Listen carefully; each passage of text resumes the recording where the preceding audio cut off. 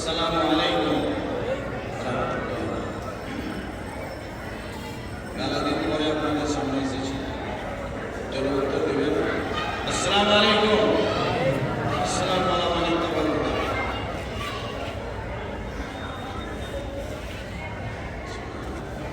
ইন্নাল হামদুলিল্লাহি নাহমাদুহু ওয়া নাস্তাঈনুহু ওয়া নাস্তাগফিরুহু ওয়া নু'মিনু বিহি ওয়া নাতাওয়াক্কালু আলাইহি ওয়া নাউযু বিল্লাহি মিন শুরুরি আনফুসিনা ওয়া মিন sayyi'ati a'malina may yahdihillahu fala mudilla lahu wa man yudlil fala hadiya lahu wa asyhadu an la ilaha illallah wahdahu la sharika lahu wa asyhadu anna muhammadan abduhu wa rasuluhu amma ba'd. A'udzu billahi minash shaitanir rajim. Bismillahir rahmanir rahim. Innallaha la yughayyiru ma biqawmin hatta yughayyiru ma bi anfusihim. Bismillahir rahmanir rahim. Kuntum khayra ummatin ukhrijat lin-nas ta'muruna bil ma'ruf wa tanhauna 'anil munkar.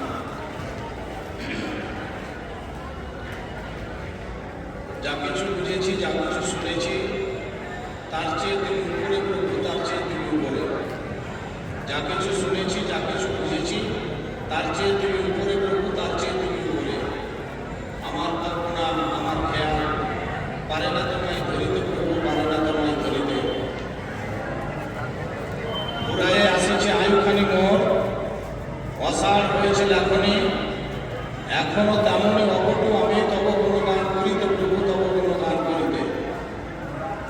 এখনকার এটাই। আর আগেকার যখন শুনেছেন আপনারা, ওটাও একটু শুনলেন। যে দেখ ওই চুপি চুপি আসে জলিয়াত শয়তান, ইসলামে তোর বলি দিতে অস্ত্রে হানিছে শান, লুটি তেরে তোর ইমান ইজ্জত দাগাবাজ দুশ্মন, দস্ত সাজি তোর বৃষ্টি ভাষায় ভুলাইছে অনক্ষণ। জাগরে গাফিল চেয়ে দেখ ওই ডুবে যায় তাওহীদ, মাতালের আজ ফাটিশালা হলো আল্লাহর মসজিদ। মুক্ত প্রাণের প্রান্তরে আজ শুধু স্বার্থ সুগুনি দৃষ্টি, শান্তি পিয়াসী ভীরুকে তাই বেদনায় কাঁদে সৃষ্টি। তাই প্রচারিত হলো ইসলাম আলো, এহেন পুরুষ ভাবে দিকে দিকে জেলে কোরআনের আলো শান্তি আনিতে হবে। শ্রদ্ধেয়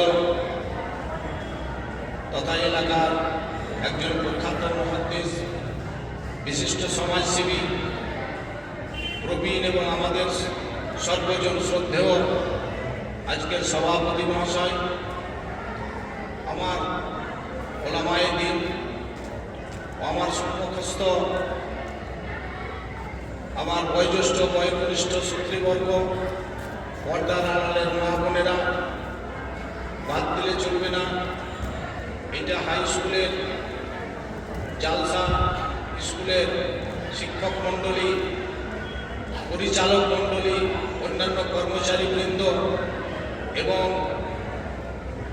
আর যারা সঙ্গে সংশ্লিষ্ট সকলকে আমার আন্তরিক শ্রদ্ধা সালাম জানিয়ে আমার বক্তব্য শুরু করার প্রারম্ভেই মহান আল্লাহর দরবারে লাখ লাখ শুকরিয়া জ্ঞাপন করছি, যিনি খুব রহম ও করম করে আমার জীবনের অন্তিম লগ্নে একটা বিখ্যাত জায়গায় নিয়ে এসে এলাকার একটা ঐতিহ্যশালী স্কুল, সেই স্কুলে নিয়ে এসে দুটো কথা বলার সুযোগ দিয়েছেন।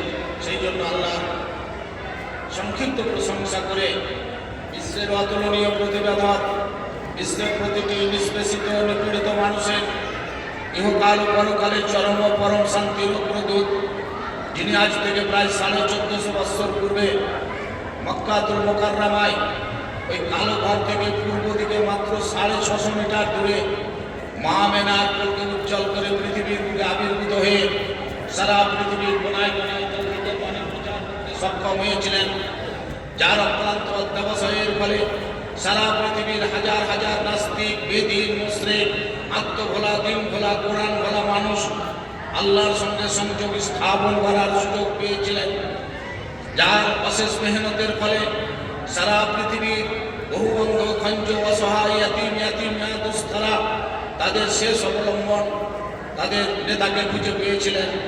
তিনি কে? তিনি মামিন আল্লাহ মুরুদ্দুলাল সরকারে কায়নাত হুজুর নূর মুহাম্মদ রাসূলুল্লাহ সাল্লাল্লাহু আলাইহি ওয়াসাল্লাম। তার উপর আল্লাহর অশেষ রহমত ও বরকত অনন্তকাল অব্যাহত গতিতে অবিরাম প্রসিদ্ধ হতে থাকো, বলুন আমিন। মা বোনেরা, সংক্ষিপ্ত আমার সময়, আজকে একটা ঐতিহ্যশালী জালসায় বহু বই পড়ে আমি স্টাডি করে এসেছি, কিন্তু এই সময়ে কিছু করা যাবে না। কিছু আপনাদেরকে নসিহত করবো 10 মিনিট, আল্লাহ যদি তৌফিক দান করে। আপনাদের আজকে দায়িত্বটা ফেল হচ্ছে, ওইদিকে আমাদের বক্তব্যই যাচ্ছে না। একটা জিনিস দেখুন, একটা লোক বক্তব্য রাখছে, সে একটা দেখা যাচ্ছে যে তার বাড়িতে নেশাগ্রস্ত ছেলেরা আছে। এখানে অনেক আহলে হাদিসের মধ্যে কোমর ভেঙে গেছে আহলে হাদিসদের। এই কয় তারিখে আবার একটা সম্মেলন আছে, ওখানে আব্দুল্লাহ সালভি করছে, তানারুল আবার সংশোধনী করছে। আবার ওখানে আব্দুল্লাহ ওই মাদানী সাহেবরা আসছে। আহলে হাদিসের মধ্যে 91টা দল তৈরি হয়ে গেছে। যাই হোক, কিন্তু খুব হারাম করে বাড়িছে, এই হারাম ওই হারাম, দোয়া করবে না, কবরে দোয়া করবে না। কিন্তু ভালো মানুষের ব্যাপারে একবার বলে না যে আমার লক্ষ ছেলেমেয়েরা আজকে লটারির টিকিট কাটছে, লক্ষ মেয়েরা আজকে অন্য কথায় চলে যাচ্ছে, তাদের বিরুদ্ধে কে করবে? শামসারগঞ্জ থানা কমিটির আমি 20 কমিটির মেম্বার হিসেবে বক্তৃতা করতে হয়। একদিন শুধু বলেছিলাম, ধুলিয়ান শহরে প্রায় 37 লক্ষ টাকা প্রতিদিন লটারির টিকিট কাটা হচ্ছে। কাটছে টাকে আহলে হাদিসের বাচ্চারা। প্রস্পর্তিগুলো কার জন্য চলছে? আপনার কোর্ট কাছারি কার জন্য চলছে? থানার বড় বাবুদের খুঁটিগুলো বড় হয়ে গিয়ে মোটা চামড়ি দিতে হচ্ছে সরকারকে। কারণ কি? বড় নেতারা আজকে জেল খাটছে। কারণটা কি? কারণটা আমরা সবাই কিন্তু ফেল করছি। আর একটা জিনিস, এই বক্তব্য লাইনের ভিতরে ক্রাইম এসেছে।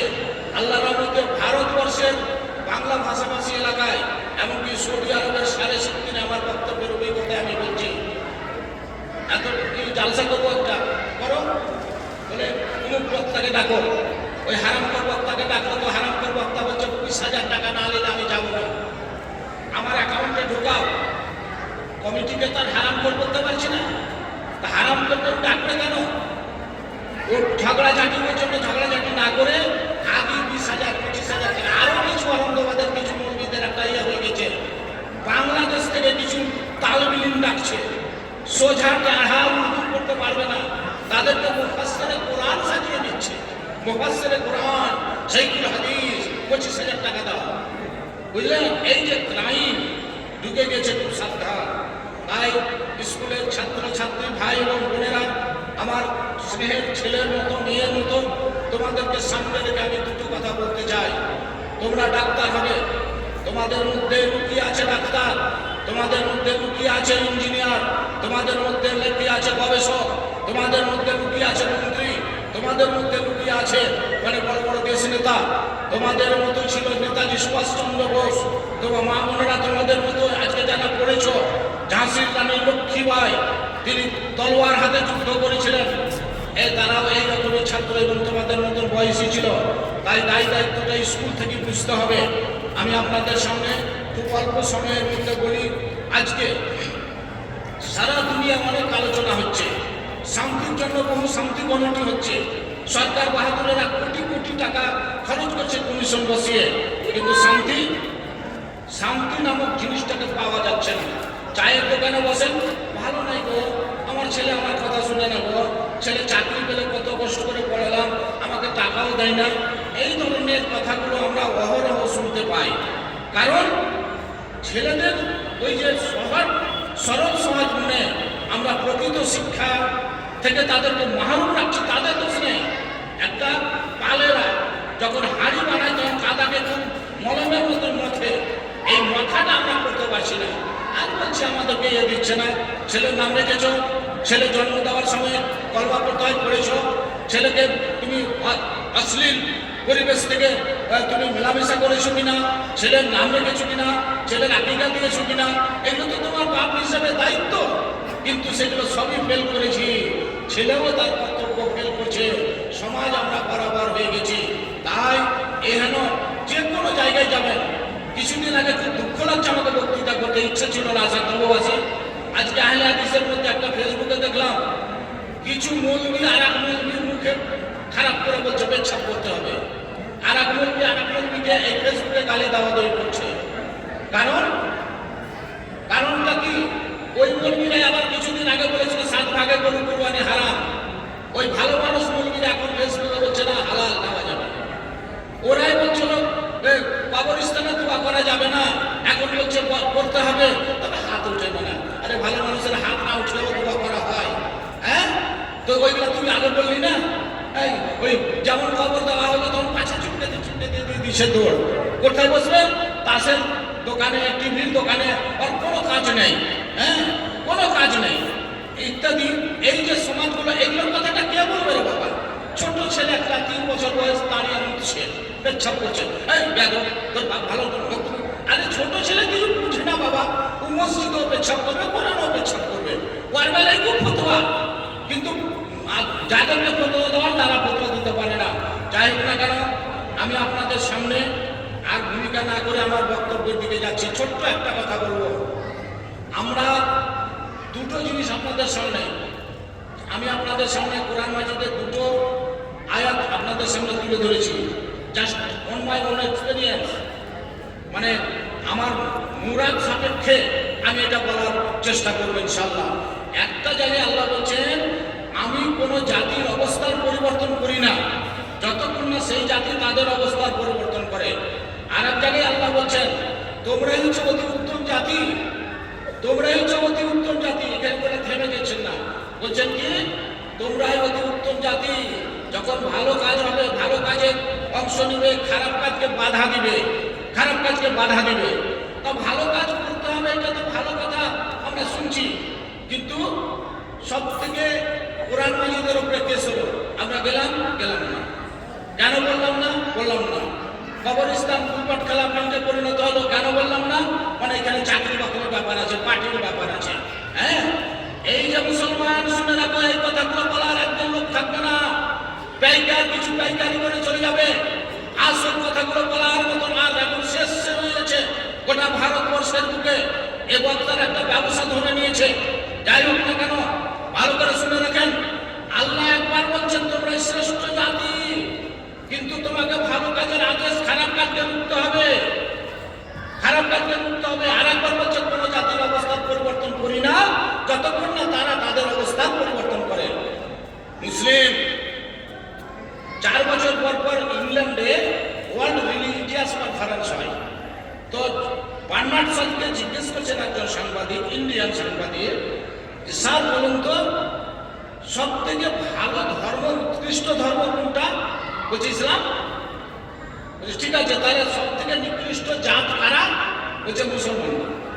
ভালো করে বোঝার চেষ্টা করবেন, সব থেকে উৎকৃষ্ট ধর্ম হলো ইসলাম, আর সব থেকে নিকৃষ্ট জাতি হলো মুসলমান। এত বড় স্পর্ধা কোথা থেকে পেলেন উনি? যে সব ধর্ম, ইসলাম ধর্মকে সব থেকে বড় ধর্ম, আর আগে যারা মানছে তারাকে বলছেন সব থেকে নিকৃষ্ট। এই স্পর্ধা পেলেন কোথা থেকে? প্রিয় আমার ভাই বোনেরা, ভালো করে শুনুন, যে জাতির মধ্যে এত বড় বড় বড় বীর আছে, আজকে একটা কথা আপনাদের শোনাই দেব। গাজা, প্যালেস্টাইনের নাম আগে কি ছিল কেউ বলতে পারবেন? প্যালেস্টাইনের আর নাম ছিল কেনান। এদের 70,000 নবী এদের মধ্যে এসেছেন ওই ইহুদি জাতিকে হেদায়েত করার জন্য, কিন্তু প্রত্যেকটা নবী রাসূলকে ওরা মেরেছে, সেখানে যুদ্ধ চলছে। এই মুসলিম ছেলেরা ওদেরকে ভালো করে খাওয়াচ্ছে, দিদি বলছে, আর ওরা আবার মুসলমানের মায়ের পেটের ছেলেকেও গুলি করে মারছে। এই নিয়ে আমাদের আহলে হাদিস মুসলিমদের দাঁড়িয়ে করে কালে কাজ চলছে, ওদের জন্য দোয়া করা যাবে না। আরে বাবা, মুসলিম হিসেবে আমরা নামাজ ভালোভাবে পড়তে পারছি না, আমাদের আমল ঠিক হচ্ছে না, তাই বলে একটা লোকের বিপদ হলে তার বাড়ির পূর্ণ বাসুকে আমি দোয়া করবো না যে আল্লাহকে ভালো করো? এমন আহলে হাদিসের বাচ্চারা এরকম কাদা ছোড়াছুড়ি করছে। আল্লাহ এদেরকে হেদায়েত করুক, এছাড়া আর কিছু বলা যাবে না। যাই হোক না কেন, সেখান থেকে শুরু করে সারা পৃথিবীর অবস্থাটা সাংঘাতিক ভয়াবহ। আল্লাহ তো বলছেন কুনতুম খায়রা উম্মাতিন। আজকে সারা দুনিয়ার মুসলমান লাঞ্ছিত দেখাচ্ছে কেন? একটা চা বেচা প্রধানমন্ত্রী, সে গলা ফুলিয়ে বলছে যে আমি রাম রাজত্ব করবো। কিছু মনে করছেন আমাকে আলোচনা করতে দেন, রাম রাজত্ব করবো। রাম রাজত্ব করলে কি হবে? আমরা তো চাই রাম রাজত্ব হোক ভারতবর্ষের বুকে, কিন্তু অমুসলিম ভাইরা মেনে নিতে পারবেন তো? ডোম জামার নাতুর হাঁড়ি কুড়িয়েরা এরাকে পূজা করতে দেওয়া হবে তো? আর আমাদের ন্যাংরা সাইফুদ্দিন, সে আলেম, এই স্কুলের হেডমাস্টার, তিনি হবেন পিছে মোস্তাক সাহেব আমার পিছে, জাকির সাহেব আমার পিছে ওই নাগরা মন্দির মামতি করবেন? হ্যাঁ, তাহলে ভারতবর্ষের বুকে যেখানে ব্রাহ্মণ ছাড়া পূজা করবে না, ভারতবর্ষের বুকে না ওই কলটা ছুলে কোন জামাকে তার চোখ তুলে দেওয়া হবে, জিভা কেটে দেওয়া হবে, পা ভেঙে দেওয়া হবে, সমস্ত ছবি আপনাদের সামনে আমি দেখাতাম, কিন্তু পারলাম না। 60 বছরের ছবি আছে আমার কাছে। যাই হোক না কেন ভাই আমার, ভালো করে শুনুন। তাহলে আর একটা কথা দিয়ে আমি এটা শুরু করবো, সেটা হচ্ছে এই, আজকে বাবরি মসজিদ আর কথা বলবো না, ভেঙে দিয়েছে, বাবরি মসজিদ চলে গেছে। বাবরি মসজিদটা বাবর বাদশাহ করেননি, তার মন্ত্রী পীর বাকি সাহেব করেছিলেন সরস্বতী নদীর তীরে। আর রামের জন্ম, শুক্লা বলছেন ডক্টর শুক্লা, যে রাম বলে কোনো লোক জন্মগ্রহণ করেননি, রামায়ণের রাম একটা কাব্যের রাম, উনার কথাটা উনি বলেছেন, সে রিসার্চ করে। যাই হোক না কেন, ওই মসজিদটা ওইখানে কোনো জনবস্তি ছিল না, মীর বাকি সাহেব করেছিলেন। আজকে সেই মসজিদটা ভেঙে রাম মন্দির হোক, কিন্তু কথাটা দেখেন, ভারতবর্ষের তাবর হিন্দু ভাইরা আমার রামধুন করেন, রামধুন। রামধুন কাকে বলে? গান্ধীজি করতেন, জাতির জনক। রঘুপতি রঘুব রাজা রাম, ঈশ্বর আল্লাহ তেরা রাম। রঘুপতি রাঘব, রঘুপতি রাঘব রাজা রাম, ঈশ্বর আল্লাহ তেরা নাম। সর্ব সম্মতি দে ভগবান। তাহলে রাম ভগবান একটাই, আল্লাহ একটাই, গড একটাই, ঈশ্বর একটাই। তাহলে আল্লাহ যেটা মাইয়া মানে স্ত্রী, সেটা ভগবানের স্ত্রী, সেটা গডেরও স্ত্রী, সেটা ঈশ্বরের স্ত্রী। আল্লাহ যেটা বেটা, সেটা ভগবানের বেটা, রামেরও বেটা, সবাই বেটা। তাহলে আল্লাহ যেটা বাড়ি, সেটা রামেরও বাড়ি, ভগবানের বাড়ি, ঈশ্বরের বাড়ি, গডেরও বাড়ি। তাহলে আল্লাহর বাড়ি কেন ভগবান ভাঙলে কেন? এ প্রশ্ন করবেন না নিজেকে। আল্লাহর ঘরখান্ডা এরা ভাঙলো কেন? রাম ভাঙলো কেন? এটা করে ধর্ম হয়? তাই বর্তমানে ওই ছাত্রছাত্রী ভাই বোনেরা, শিক্ষক ভাইরা যারা রাজনীতি করছেন, সেই সমস্ত যুব সম্প্রদায়, আজকে টালমাটাল ভারতবর্ষের মধ্যে আপনাদের কিছু দায় দায়িত্ব আছে, আপনাদেরকে ওই দায় দায়িত্ব নিতে হবে ছাত্র সমাজ থেকে। এরা হচ্ছে সমাজের প্রাণদণ্ডের মেরুদণ্ড। এই মেরুদণ্ড যদি বাঁকা হয়ে যায়, ভালোভাবে দাঁড়াতে পারে না। তাই ওই ছাত্র সমাজকে, ছাত্রীদেরকে, শিক্ষকদেরকে, সমাজের সর্দার ভাইদেরকে বিরাট দায় দায়িত্ব নিতে হবে। না হলে সমাজ নৌকাভূত হলে নৌকায় ডুববে তা নয়, হিন্দু ডুববে তা নয়, মুসলিম ডুববে তা নয়, নৌকার সমস্ত যাত্রীরা ডুববে, যে আমাদের ডুবন্ত অবস্থায় পড়ে গেছি। যাই হোক, মুসলিমদের দিকে আসে। তাহলে যে জাতির সামনে চোখে চোখ রেখে কথা বলতে পারেনি, যে জাতির অঙ্গলে হলো না, আকাশের টান টুকরো হয়ে গেছে, যে জাতির সূর্য বীর্য ঐশ্বর্যে, যে জাতির তেজে, যে জাতির আমানতে, যে জাতির মানে ইমানদারিতে, খুসরু পর্বে পারস্য সম্রাট, খুসরু পর্বে যে সিংহাসন টুকরো টুকরো হয়ে গেছে, পৃথিবীর সর্বকালের সেরা যোদ্ধা রোমানরা, সেই রোমক সম্রাট হেরাকেল 2.5 লক্ষ সৈন্য নিয়ে মাত্র 3000 মুসলমানের কাছে পরাস্ত হয়েছে। পৃথিবীর সর্বকালের সেরা রাজনীতিবিদ এবং যোদ্ধা আরাবিয়ানরা, তারা 10,000 সৈন্য নিয়ে মাত্র 700 সৈন্যের কাছে গরু পিঠা খেয়েছে। কিসের কারণে? সারা দুনিয়া এমন একটা হয়েছিল, সারা দুনিয়ায় উইলিয়াম হিন্ট্রি লিখছেন, সারা পৃথিবীটা যেন মুসলমানদের পুরের নিচে, ঘোড়ার পুরের নিচে ছোট হয়ে গেছে। কি কারণে? সেই জাতি আজকে লাভ খাচ্ছে, সেই জাতির চাকরি নেই, সেই জাতির ব্যবসা বাণিজ্য চলে না। কিছু না পারলে তাকে বন চালাও, কিছু না পারলে তার বাড়িতে সিবিআই করে দাও, যাকে পারছো না রাজনীতিতে, ওর ব্যবসা বাণিজ্যকে ধ্বংস করতে গেলে ওকে সিবিআই পাঠিয়ে দাও, ইডি সিডি তাদের বাড়িতে পাঠিয়ে দাও। এই কারণটার জন্য দায়ী কিন্তু আপনারাই। আমরা মুসলিম, ভারতবর্ষে 33% মুসলিম, যারা ভারতবর্ষের উপকার, ভারতবর্ষের তাজমহল থেকে 12,000 কোটি টাকা ইনকাম করছে সরকার। ভারতবর্ষ আগ্রার তাজমহল, তার দিল্লির জামা মসজিদ, ফোর্ট উইলিয়াম, দেওয়ানি খাস, এইরকম করে মোদি মসজিদ, সারা ভারতবর্ষের 37,000 কোটি টাকার সম্পদ পড়েছে আপনার আর্কিওলজিক্যাল সার্ভে অফ ইন্ডিয়ার এবং ওয়াক অফ স্টেটের। অথচ মুসলমানদের মধ্যে ভিড় কেন হতে বেশি? আমরা যে করে দিয়েছিলাম, আমরা বসতে শিখেছি জমির কাছে, আমরা বসতে শিখেছি মাতালের কাছে, আমরা বসতে শিখেছি আজকে খারাপ লোকের কাছে, যার জন্য আমাদের অবস্থান আমরা পরিবর্তন করেছি। আজান হচ্ছে, মসজিদে লোক নেই, আড্ডা জ্বালায় খুব, এই যে এখন জালসা হচ্ছে, এখানে লোক নেই। মেলা দেখুন, এই মুসলমান মেলা করার সময় পাবি রে পাবি বাবা, পাবি, সামনে কবর, মনে রাখিস। যেমন মুসলমানদেরকে পরীক্ষা দিতে হবে, নবী রাসূলদের পরীক্ষা দিতে হয়েছে। ফেরাউনকে বলছেন মুসা আলাইহিস সালাম, এই বাপ তুই আল্লাহ নয়, তুই আল্লাহর বান্দা, আমাকে তুই মেনে নে, আমি রাসূল হয়ে এসেছি, আমি নবী। খাপা তোতলা, আমার বাড়িতে খালি জায়গা রান্নি হলি, আমি তোকে পরে মুরগি করলাম, তো কি আল্লাহ করে পাঠালেন, তার বেটাকে মারবে। সৈন্য সামন্ত তুললো, একদিকে পড়ছে নবী, পিছের দিকে সৈন্য সামন্ত, এ করার কোনো ইয়ে নেই, সামনে নীল নদ, নীল দরিয়া, পালাবার কোনো পথ নেই। আল্লাহ বলছেন আল্লাহ জিনা জাহাদু ফিনা লা নাদিয়ান্নাম সুবুলানা, আল্লাহর রাস্তায় যারা জিহাদ করবে, আল্লাহর রাস্তায় যারা ত্যাগ স্বীকার করবে, আল্লাহর রাস্তায় যারা মুজাহিদা করবে, আল্লাহ তাদের জন্য বহু রাস্তা বহু পথ খুলে দিবেন। আল্লাহ বলছেন মুসাকে তোর হাতে কি লাঠি মার, যেমন মারলে তখন সমুদ্রে দুটো রাস্তা হয়ে গেল, আপনি নবী সাহেব পার হয়ে গেল, মুসলিম পার হয়ে গেল, আর ফেরাউন ডুবে মরল। এইরকম ভাবে সারা পৃথিবীর শক্তিধরের লোকেরা, মোদিরা, দিদিরাই হোক না কেন, আরো যারা ভারতবর্ষে আজকে মুসলমানদের উপর অত্যাচার করছো, চাকরি বাকরি থেকে মাহরুম করছো, আমাদেরকে পাকিস্তানের চর বলছো, আমাদেরকে বাংলাদেশি ভূত বলছো, হ্যাঁ, আমাদেরকে সিএ করে দিয়ে আমাদের আবার সিটিজেনশিপ পরীক্ষা নিচ্ছ। আমাদের 14 বুনিয়াদ আমরা ভারতকে তৈরি করেছি, ভারতবর্ষ নামটা আমাদের দেওয়া, এই নামটা ছিল হিন্দুস্তান, আমরাই দিয়েছি। এই ভারতবর্ষকে নাম দিয়েছি আমরা হিন্দুস্তান, সারে জাহাঁ সে আচ্ছা হিন্দুস্তান হামারা। আমাদের লোকেরা জেল কেটে জেল ভর্তি করে দিয়েছে, ওরা নাইট উপাধি নিয়েছে, নাম উপাধি নিয়েছে, তাই আমরাই হয়ে গেলাম আজকে পর। আজকে দেখলাম আন্দামান দ্বীপপুঞ্জে দুটো ছেলে, দুজন মাওলানা জেল খাচ্ছেন, তাদেরকে এমন একটা ছেলে দেওয়া হয়েছে, এইদিকে ঘুরতে পারবে না, এইদিকে ঘুরতে পারবে না, একটা ইংরেজি বই মানের দরকার। জেলার বলছেন চাকরকে, আরে এই বইটা আমাকে কলকাতা যেতে হবে, কেন, এতে এই বইটা আমি মানে করতে পারছি না। তো বলছে আপনার জেলার একজন আছে, বন্দি আছেন, উনি খুব ইংরেজি জানেন, ডাকো আগে।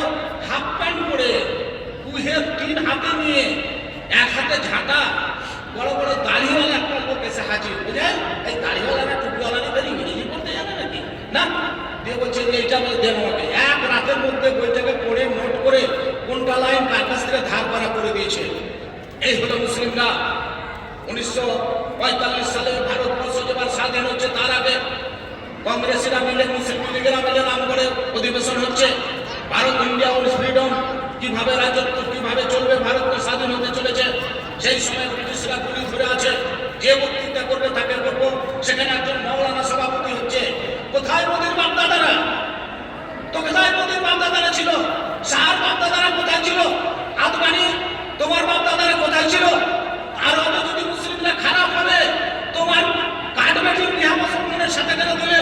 মুসলমানরা যদি খারাপ হবে, নাগরি বিজেপির এক মন্ত্রী তার বেটি আবার এই কিষানগঞ্জে কেন দিল? এর উপরে আমাদের পশ্চিমবঙ্গের সদর প্রধানের সনিউ বিশ্বাস, সিপিএম এর মাওলানা, তিনি যদি মুসলমানরা খারাপ হবে, তার লাতিনের দিয়ে আবার সাত্তার সাহেবের কেন দিলে? হাজার হাজার উদাহরণ আছে, সেগুলো দেখা সম্ভব হবে না। তাই ভালো করে শুনে রাখুন প্রিয় বন্ধু, ভাই বোনেরা আমার, ভালো করে শুনে না রাখলে ভালো বোঝা যাবে না, এইগুলো পাওয়া যাবে না সবসময়। তাহলে আমরা আমাদের যে মুসলমানরা, ভারতবর্ষে এত মুসলমানদের হাতে শক্তি যে মাত্র 1500 ঘোড়সওয়ার এলো ভারতকে দখল করে নিল। হ্যাঁ, ভারতবর্ষে মুসলমানরা 1000 বছর শাসন করেছে, 750 বছরের উপরে, একটা মন্দির ভাঙেনি, একটা অত্যাচার হয়নি। কোন জায়গায় মুসলমানরা যদি জোর করে মসজিদ করে নিয়ে আয়, সেই মসজিদে নামাজ হবে না। আল্লাহ রাসূল মদিনা মসজিদ করেছিলেন, সেই জায়গাটা ছিল, মালিক ছিল একজন ইহুদি মারা গিয়েছে, তার স্ত্রী হিসাবে চাপ নিলেন, বিনা পয়সা করছে না, আমার তা নেওয়া যাবে না। দুটো নাবালক ছেলে আছে, সোহেল ও সোহেল, ন্যায্য দামে কিনে নিয়েছিলেন উনি, ইচ্ছা করলে নিতে পারতেন।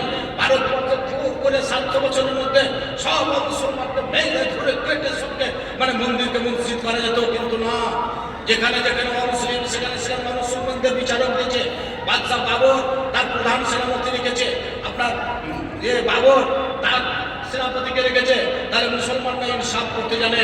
একটা মন্দির প্রমাণ করতে পারবে না যে এটা ভেঙে মসজিদ বানানো হয়েছে, অথচ জ্ঞানভাবে মসজিদটা তৈরি হয়েছে 3 কিলোমিটার দূরে, এখন জোর করে এই মোদী সরকার বলছে না এরাই সব করেছে। যাই হোক না কেন প্রিয় ভাই আমার, আমি আর অন্য কিছু বাড়াতে চাইছি না, এ ছিল ইচ্ছা ছিল, কিন্তু ওই ব্যাপার যেতে পারছি না। এই যে ভারতবর্ষটা কার? ভারতবর্ষটা কার? একদল বলছে যে আমাদের, ভারতবর্ষের মালিক একমাত্র আপনি মুসলিম। আল্লাহ তাআলা জান্নাত থেকে যখন আদম আলাইহিস সালামকে ফেলে দেন, তখন এই ভারতবর্ষের মাটিতে সিংহরা ফেলেছিলেন। অতএব ভারতবর্ষ আমার বাপের দেশ, সেটা আমাকে জানতে হবে। এই যদি না জানেন, কোরআন পড়ে খুব হাফেজ আর কারি হয়েছেন, এতে হবে না। আপনাকে কোরআনটাকে ঠিক নিতে হবে। মুসলিম যেখানে থাকবে সেখানে কোরআন থাকবে, মুসলিম যেখানে থাকবে সেখানে গরু কুরবানি থাকবে, মুসলিম যেখানে থাকবে সেখানে কবরস্থান থাকবে, মুসলিম যেখানে থাকবে সেখানে নারাই তাকবীর আল্লাহু আকবার থাকবে, আর মুসলিম যেখানে থাকবে সেখানে অমুসলিমরাও শান্তিতে রাজত্ব করবে। আপনি রাজমহল যান, ওখানে দারাশিকোনা জানি, ওখানে দেখবেন অমুসলিমরা বসে আছে। ধুলিয়ান শহরে দেখুন চতুর্দিকে 90% মুসলিম, ওখানে মারোয়ারি কি করে বসবাস করে। ঔরঙ্গাবাদে দেখুন চতুর্দিকে 80% মুসলিম, এখানে মারোয়ারিটি কি করে ব্যবসা করতে পারে। এই জন্য পারে আমরা মুসলিম অমুসলমানদের সব কিছু আমরা দায়িত্ব নিয়ে নিয়েছি। তাদের মা বোনের ইজ্জত আমাদের হাতে আছে। আমরা নিজের মা বোন বলে তাদের গায়ে হাত দেবো না। আমরাই হয়ে গেলাম ডাকাত, আমরা হয়ে গেলাম বম ফাটানো, আমরাই হয়ে গেলাম সন্ত্রাসবাদী। সত্য শ্রেণীবাস, কি বিচিত্র এ দেশ। যাই হোক, ভারতবর্ষে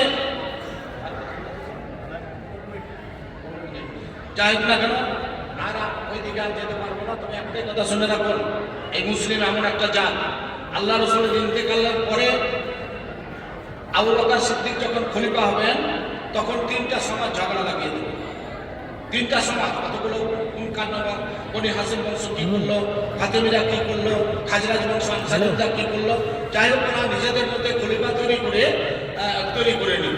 যাই হোক, ওমর ফারুক রাদিয়াল্লাহু তাআলা আনহু প্রত্যেক পণ্যমতিত্বের জন্য একজনকে খলিফা নির্বাচিত করলেন, আবু বকর সিদ্দিক রাদিয়াল্লাহু তাআলা হলেন। উনি 3 বছর চালালেন। তাহলে আল্লাহ রাসূল জন্মগ্রহণ করছেন 570 খ্রিস্টাব্দে, আর 610-এ উনি নবুয়ত পেলেন 40 বছর বয়সে। উনি 13 বছর থাকলেন মক্কায়, প্রেসিডেন্সিয়াল লাইফ, আপনার তাবলীগী লাইফ। তারপরে 10 বছরের মধ্যে আবার মক্কা ফিরে এলেন। এই সময়ের মধ্যে সারা পৃথিবীর বুকে আল্লাহ তাআলা কোরআন মাজিদকে পূর্ণতা করলেন আল্লাহ রাসূলের মাধ্যমে। তারপরে তার প্রথম খলিফা আবু বকর সিদ্দিক রাদিয়াল্লাহু তাআলা আনহু, তিনি 3 বছর, তারপরে ওমর ফারুক 10 বছর, তারপরে ওসমান গনি রাদিয়াল্লাহু তাআলা আনহু 13 বছর, তারপরে হযরত আলী 5 বছর। এই 30 বছরের মধ্যে সারা দুনিয়ার কোনায় কোনায় ইসলামের বাণী পৌঁছে গিয়েছে। কিন্তু এই যে আবু বকরের পরে নামাজ পড়ছেন ওমর ফারুক, যাকে আল্লাহ রাসূল বলেছিলেন আমার পরে যদি নবী হতো, নবুয়তের দরজা খোলা থাকতো, তাহলে তুমি নবী হতে। তুমি নবী ফারুক টাইটেল দেওয়া। তিনি নামাজ পড়ছেন, একজন মুনাফিক মুসলিম সেজে বড় আল খাল্লা লাগিয়ে আল্লাহ রাসূলের এর পিছনে, আমার ওমর ফারুকের পিছনে থেকে নামাজের অবস্থায় ছুরি মারলো। নামাজের অবস্থায় ওসমান গনি রাদিয়াল্লাহু তাআলা আনহু আল্লাহ রাসূলের 2বার জামাই। আল্লাহ রাসূল বলতেন, আমার যদি এই বেটিগুলো মরতো আর বেটি থাকলে আমি বিয়ে দিতাম। এত ভালো জামাই, জুন্নুরাইদের টাইটেল দিয়েছিল। কবরের পাশ দিয়ে হেঁটে গেলে, এখন খুব ফাটকাবাজি করছে যে অমুক খারাপ তমুক খারাপ। কবরের পাশ দিয়ে যায়, কতদিন দাড়ি তোর ভিজেছে রে, কতদিন কবরের পাশে কেঁদেছিস, বাপ মা বললে তার জন্য দোয়া করবি না, এইটা উঠিয়ে দিবি। যাই হোক, সেই ওসমান গনি রাদিয়াল্লাহু তাআলা আনহু মদিনা মসজিদের উপরে কিছু বড় বড় গম্বুজ আছে, এগুলো বড় বড় সাহাবীদের মানে স্মৃতিস্বরূপ। ওইখানে করে উনি কোরআন মাজিদ পড়ছেন। আর সাহাবা ইবনে আব্দুল্লাহ, আপনার মুনাফিক নেতা ইহুদিদের, সে 1400 ভালো ভালো সাহাবী যোদ্ধা যুবক ছেলেদেরকে হজ করতে পাঠিয়ে দিয়েছে। এইবারে চাল টোপকে গিয়ে উনি কোরআন পড়ছেন, আর দাড়ি ধরে নিয়েছে। ওসমান গনির দাড়ি ধরে নিয়েছে। উনি চোখটা তুলে দেখছেন, এটা লোক কেউ নয়, আবু বকর সিদ্দিকের বেটা মোহাম্মদ। বলছে, রে মোহাম্মদ, তোর বাপ দাড়ির কদর যন্ত্রে হাতটা কাঁপতে লেগেছে। তোর পিছন দিক থেকে আরেকটা ছেলে একবারে পিঠের উপরে ছুরি বসিয়ে দিয়েছে। হযরত আলী শেরে খোদা, এমন বীর, এমন নামাজি ছিলেন উনি, যে নামাজে বসে তীর বার করা হয়েছে। আল্লাহ রাসূলের চাচাতো ভাই জামাতা ইমাম হোসেন হাসানের বাপ, তাকে পর্যন্ত হত্যা করা হয়েছে এই মুসলমানদের জন্য। ভাইয়ের আমার, তাহলে বুঝুন ওই জিনিসটা এখন আমাদের পশ্চিমবঙ্গ থেকে ঝাড়খণ্ড, বিহারের মধ্যে ছড়িয়ে পড়েছে। আজকে আহলে হাদিসেরাও, ও বলছে আমি বড় মাওলানা, তোর থেকে কিছু কম। ও বলছে তোর থেকে আমি বড় কম। আরে যা পাটিটা ফতোয়া দিয়ে দিতে কয়টা ছেলেকে নিয়ে বাড়া। ভাইয়ের আমার, বন্ধ করুন এই দলাদলি। এই দলাদলি যদি বন্ধ না হয়, আহলে হাদিস বলে একটা নাম, যেমন একটা সাইনবোর্ড থাকবে, তেমনি অন্যান্য রাজনৈতিক দলের মতো আমাদের মধ্যে এই ভুল বুঝাবুঝি দূর হবে। ফতুয়া খারেজ নিয়ে মৌলানাতে কিছু বিভেদ থাকতে পারে ইত্যাদি, কিন্তু তাই বলে সংগঠনটাকে চুরমার করতে হবে, সংগঠনটাকে আলাদা করে দিতে হবে। যারা সংগঠন করছে, যারা সম্মেলন করছে, বলো তো মার্কাজি জমিয়ত আহলেদের সাথে কার সংগঠন আছে? যখন সার্টিফিকেট দিচ্ছে তার তখন অন্যজনের কাছে পাঠিয়ে দিচ্ছ, তখন তো হায় সরম কিছু থাকে না। তো এখানে তো বলছে আমি সব, আমি যা করবো তাই। এইগুলো বিভেদগুলো ভুলে যান, বিভেদ ভুলে গিয়ে একসাথে কাজ করুন। মনোমালিন্য থাকুক, কিন্তু একসাথে বসার চেষ্টা করুন। মানুষকে ভুল বুঝবেন না, ভুল বুঝবেন যত সে তত দূরে চলে যাবে। কাছে টেনে নেন, বুকে টেনে নেন, দেখবেন ও আপনাকে বুকে টেনে নেবে। কাজ খুব ভালোভাবে হবে বলে আমি আশা করি। একটা জিনিস শুধু আমি আপনাদের সামনে বলে দিতে চাইছি, আর সময়গুলো পেলাম না, দীর্ঘ সময়টা নিয়ে আমার এ ছিল। তাহলে মুসলিমরা কারা? মুসলিম কাকে বলে? আমাকে এত বড় যে মারছে, এর কারণটা কি? আমরা মার খাচ্ছি কেন? ভারতবর্ষে আমাদেরকে হুমকি দিচ্ছে কেন? দাঁড়িয়ে দিবে বলছে কেন? সিএ হবে কেন? 3 তালাকের কত আমাদেরকে শিখতে হবে, ঠিক আছে? 3 তালাক আজকে পাস করে গেল, দেখুন শত্রুটা কেমন। আপনারা সকালে পশ্চিমবঙ্গ রেডিওগুলো সকালবেলায় যদি টিভি খুলতেন, যারা কোরআন মাজিদ শুনতেন বা হজ দেখতেন, তারা দেখতে পান না কেন? সকল মুসলিম পত্রিকার তারা কাদিয়ানীদের কাছে টাকা খেয়েছে। এখান থেকে কলম পত্রিকার সম্পাদক আমার বিয়াই হয়েছে, জগদায়ের বেটির বিয়াতে যাত্রা হয়েছে। আতাউর সাহেবের এই স্কুলেরই ছাত্র, অ্যাকাউন্ট্যান্ট এবং খুব শিক্ষিত ছেলে, ও কলম পত্রিকার সম্পাদক। আর আমার নেতা আবু তারেক চৌধুরীর বেটা এই সিদ্দিকুল্লাহ চৌধুরী হজ করতে গিয়েছে টাকায়, সরকারি টাকায়। ওখানে গিয়ে চালিয়ে করছে, বুকে হাত দিচ্ছে। আমাদের তো পীর সাহেবই চলবে না, এখানে এসে ওরা সেন্সার বোর্ডকে দিয়ে 2জন বাবার খাটিয়ে বইটাকে কাটিয়ে দেওয়া হয়েছে। বিহারের একটা মেয়ে 3 তালাক জন পাস করতে গেল, তিনি বলছেন দেখুন আমি একজন হিন্দু মহিলা, আমি কোরআনকে মানি না কিন্তু পড়েছি, আমি ব্যারিস্টার। আপনারা যেটা 3 তালাক পাস করছেন, এটা 3 তালাক হতে পারে না, হাদিস কোরআন সম্মত নয়। কোন মুসলিম পুরুষ যদি এক মজলিসে 10 বার তালাক দেয়, একবারই তালাক হবে। খুব ভালো করে বক্তৃতা করলেন। সঙ্গে সঙ্গে এমন বড় বড় দাড়িওয়ালা লোক, আর এত বড়টা মাথা, মোস্তাককে কেন বেচা করবে এইরকম মানে ধনীছে। আরো যে আজমাল কমপ্লেক্স আছে তো, আর বরপেটে আমাদের ভোট নিয়ে সে এমপি হলো, আর এমন বড় দাড়ি যে লুঙ্গি খুলে পড়ে গেল, আর কিছু লাগবে না। সে ফট করে উঠে বলছে হাদিসদের কথা, এইগুলো সালফিদের কথা। তাহলে শত্রুটা দেখেন। আর একটা আছে খুব কালো টুপি পরে, একেবারে লাল খাল্লা পরে, এমন কোরআনের বাণী ঝাড়ছে। মনে রাখবেন এই কাদিয়ানির বাচ্চাকে, যার নাম হচ্ছে আসাদুল্লাহ ওয়াইসি। যেখানে যেখানে বিজেপি হারবে সেখানে সেখানে প্রার্থী দিচ্ছে। বিহারে 47টা প্রার্থী দিয়েছিল, 44টা পাস করেছে। আমার বাড়ির পাশে 13টা প্রার্থী দিয়েছিল, 12টাই বিজেপি পাস করেছে। তাহলে চিন্তা ভাবনা করুন, মুসলমান আপনাদের সুযোগ সুবিধা নিয়ে আমাদের টুপি দেখে কিছু কানা ঘুঘু ধরা পড়েছে, ঘুঘু ঘু করে ডাকে।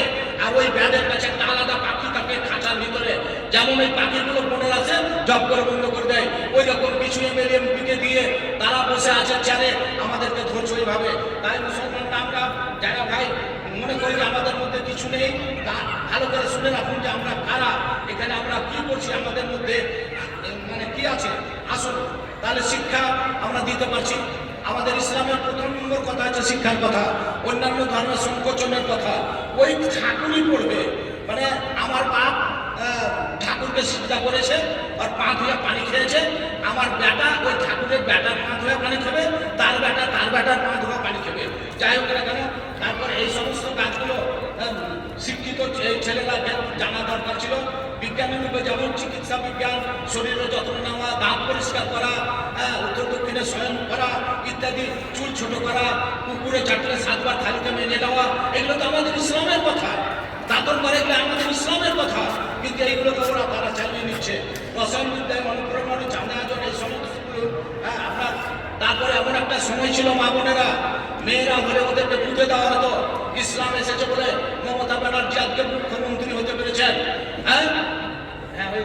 মুসলমানরা বিয়ে করতে হবে, বিয়ে যদি না করো তাহলে তুমি ঠিক থাকতে পারবে না। মমতা ব্যানার্জি আমাদের দিদি, উনি বিয়ে করেননি। বিয়ে যদি করতেন, দুটাই যদি ছেলে হতো, তাহলে একটা ডাক্তার একটা ইঞ্জিনিয়ার হতো। আমরা একটা ডাক্তার একটা ইঞ্জিনিয়ার থেকে আগে হয়ে গেলাম। এইখানে আপনার সিদ্ধার্থ শঙ্কর রায়, ও উনি ওই রকমই আল্লাহ অতুল্য ঘোষ, প্রফুল্ল চন্দ্র সেন, বুদ্ধদেব বাবু যদি কোনো রকম করলেন, আর মেয়েটাকে আবার আনন্দবাদের লোক মানুষ করলেন। এইরকম ভাবে মানে আমরা সংসারটাকে বাড়িয়ে যাচ্ছি, আর ওরা সংসারটাকে ছোট করছে। যাই হোক, আমরা মুসলমানরা কিরকম মুসলিমদের অবদান, এটা বলে আমি শেষ করবো। আল-কিন্দি দর্শনের জনক, তিনি 64 খানায় লিখেছেন। আমাদের মুসলমানদের অবদান দেখুন, রাজনীতি, অঙ্ক, ভাষাতত্ত্ব বিষয়ে তিনি 264 খানা পুস্তক লিখেছেন। মোহাম্মদ ইবনে জাকারিয়া রসায়ন শাস্ত্রের জনক, আল-কিন্দি বিষয়ে কিতাবুল আসরার, যা থেকে হামরোগের বিষয় উল্লেখ করেছেন। আমরা জানি না কিছু, আমরা কিছু জানি না। যাই হোক না কেন, আল-কিন্দি থেকে কেমিস্ট্রি জন্ম হয়েছে। আল-সুবি সার্জারিতে 10 ঘন্টা বই লিখেছেন। এই মুসলমানরা যাদেরকে আপনারা সন্ত্রাসবাদী বলছেন। আবুল কাসেম জাহাবি কটবা ইউনিভার্সিটির যেটা হেড, মানে এই হাসপাতাল, 30 বছর ধরে হেড অফ দ্য ডিপার্টমেন্ট ছিলেন।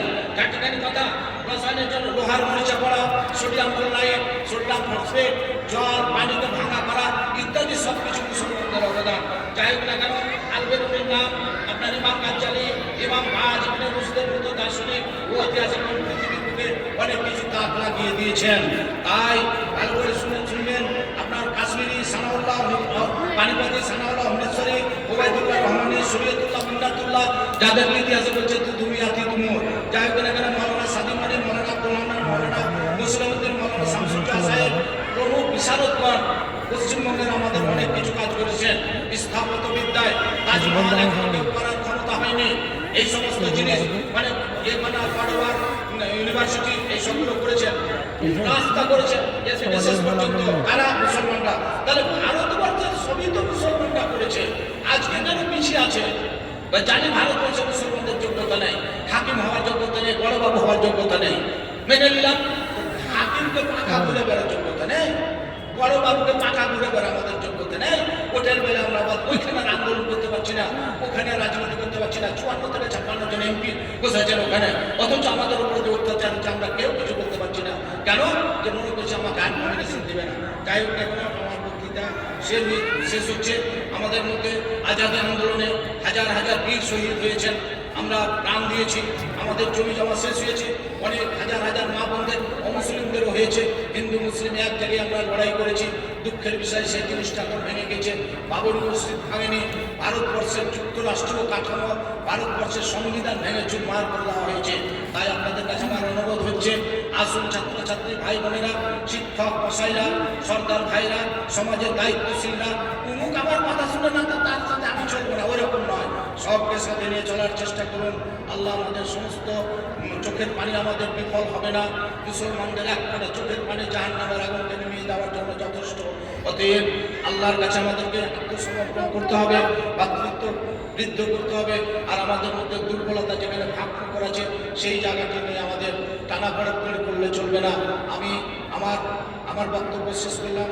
আমার ভাই না না শেষ হয়ে টাইম আছে না না আচ্ছা, তাহলে আমি শেষ করছি।